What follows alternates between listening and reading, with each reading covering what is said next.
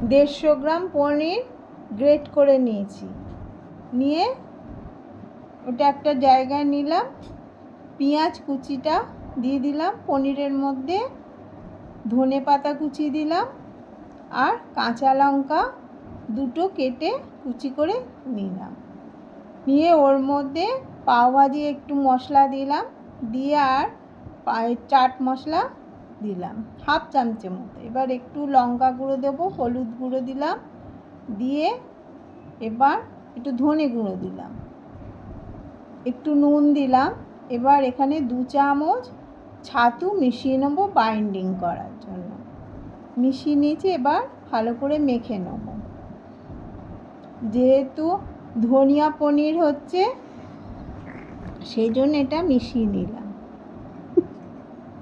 নিয়ে এবার হাতে তেল মেখে ছোট ছোট করে চ্যাপটা চ্যাপটা করে বলের মতো করে নিলাম। খেতে খুব সুন্দর হয় এটা,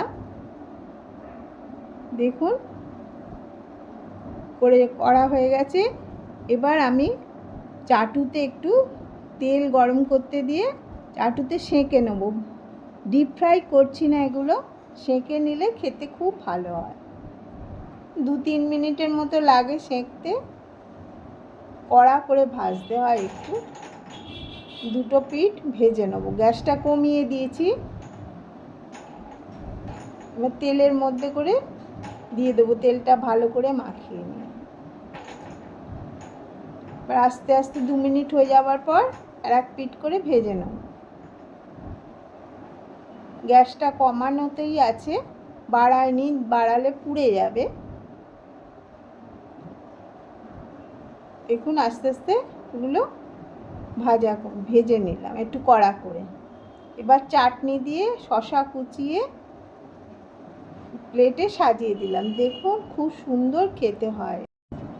দেখুন সাজিয়ে নিয়েছি চাটনি দিয়ে। এবার একটা ভেঙে আপনাদের দেখাচ্ছি কি সুন্দর হয়েছে এটা।